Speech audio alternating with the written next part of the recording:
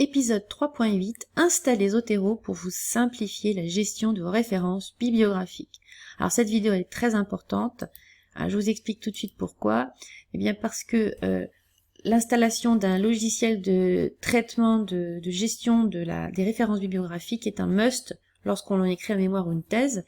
C'est un logiciel qui est gratuit, accessible donc de n'importe quel ordinateur. Il est très utile parce que il va vous simplifier la vie au moment de gérer votre biblio. C'est très très utile, donc ça vous permet de gagner du temps, et croyez-moi que du temps vous allez en avoir besoin, surtout quand vous allez être à la dernière ligne droite et que vous devez rendre votre document, votre mémoire ou votre thèse. Je vous assure que Zotero devient votre meilleur ami. C'est la solution qu'il faut absolument adopter, et ça dès le début, donc à installer dès le début de votre recherche documentaire, please. Faites-le, je vous assure que tous les étudiants qui le font dès le début sont très reconnaissants à la fin, et ceux qui le font pas, eh bien, ils vont avoir du mal. Il y en a certains qui ne m'écoutent pas et qui vont galérer. Je peux vous dire qu'ils peuvent passer de sales nuits blanches pour régler la qualité de leur référence bibliographique. Je vous ai dit dans une précédente vidéo que c'était quelque chose que les évaluateurs regardaient de près, parce que ça donne finalement une idée globale de la qualité du travail de l'étudiant. Donc ne négligez pas cette partie, et vous avez un outil très sympa à utiliser. Je vous montre là comment est-ce qu'il faut faire. C'est simple, il y a 2 étapes pour une mise en route rapide. Premièrement, vous installez Zotero et son petit plugin. C'est un petit logiciel, un petit programme plus exactement, qui permet de faire le lien entre votre logiciel Zotero et votre traitement de texte, que ce soit LibreOffice ou Word. Et puis ensuite d'installer le connecteur web qui vous permet de sauvegarder toutes vos références bibliographiques en ligne et d'y avoir accès depuis n'importe quel ordinateur. Donc que vous travaillez chez vous, à la bibliothèque, dans n'importe quel lieu, eh bien vous aurez toujours sous la main, à partir du moment où vous avez une connexion web, vous avez tous vos documents à portée de main. Donc c'est vraiment sympa et très très très utile. Voilà, je vous fais une petite démonstration. Alors vous savez, il y a beaucoup de choses autour de... il y a beaucoup de tutos, etc. pour Zotero. Moi ici je vous extrais vraiment le minimum syndical. Vous n'avez pas besoin de tout savoir.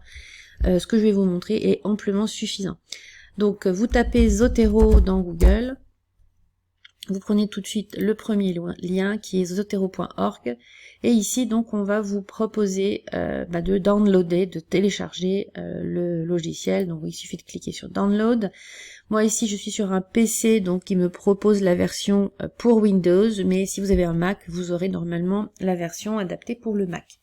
Donc vous téléchargez ici Zotero 5.0, voilà, il se télécharge en quelques instants, et vous téléchargez également ici l'extension, ici comme je suis sur Chrome, eh bien il me propose Zotero Connector. Donc c'est cette petite extension qui permet d'enregistrer toutes vos références bibliographiques en ligne. Et donc voilà, installe Chrome Connector, il l'installe. Alors moi en fait il est déjà installé, donc il me propose de le supprimer, mais vous normalement vous devez avoir activé ou installé sur Chrome ou sur Mozilla par exemple, sur votre navigateur, et vous voyez qu'il est installé quand vous avez ici ce petit icône qui apparaît, Save to Zotero Web Page with Snapshot. Voilà, donc là une fois que vous avez cette petite icône qui apparaît, ça veut dire que vous avez bien installé votre connecteur. Voilà donc pour ça. Donc maintenant ici je vais installer Zotero. Donc vous voyez, il extrait extrêmement rapidement les fichiers. Il me demande, voulez-vous autoriser cette application à apporter des modifications à votre appareil? Oui. Next. Voilà, c'est l'installation standard. Ah oui, je l'avais déjà installé, donc du coup je le ferme. Ok, il va le réinstaller.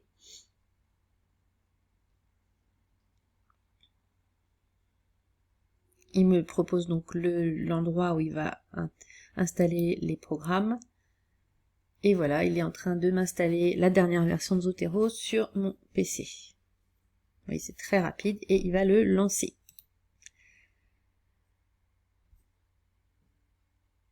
Voilà comment ça se présente. Donc là pour le moment il n'y a rien, mais bientôt vous allez avoir ici tous vos documents qui vont apparaître dans ce cadre blanc. Donc ici vous cliquez sur Zotero Connector.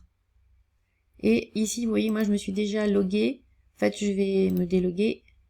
Voilà, donc si vous arrivez donc la première fois, vous tapez sur Login, mais vous n'avez pas de compte encore. Donc il suffit ici de créer ici un compte. Vous faites Register, vous rentrez ici vos informations.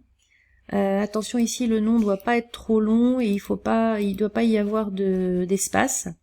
Vous mettez votre email, vous confirmez votre email, vous mettez un password et une deuxième fois. Vous cliquez bien ici sur Je ne suis pas un robot et sur Register. Il va vous envoyer un mail. Dans ce mail, donc ça ressemble à ça, je crois que je l'ai fait tout à l'heure, voilà, le mail Welcome to Zotero. Donc là, il vous donne un lien pour aller confirmer votre email. Donc vous faites un copier-coller et vous collez ça dans votre navigateur et vous arrivez donc sur la page de confirmation de votre mail. Donc voilà, donc moi je suis déjà enregistrée, donc je vais tout simplement me connecter. Donc j'ai plusieurs comptes.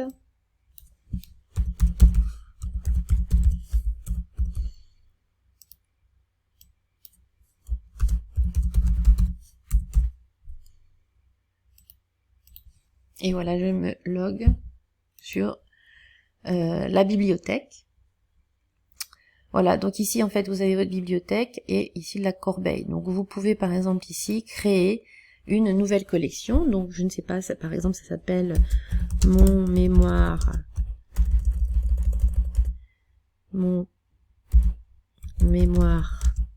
de Master 2. Voilà, Create. Voilà, mon mémoire de Master 2. Et donc c'est là que je vais ranger toutes mes références bibliographiques. Donc je vous montre dans une prochaine vidéo comment utiliser Zotero.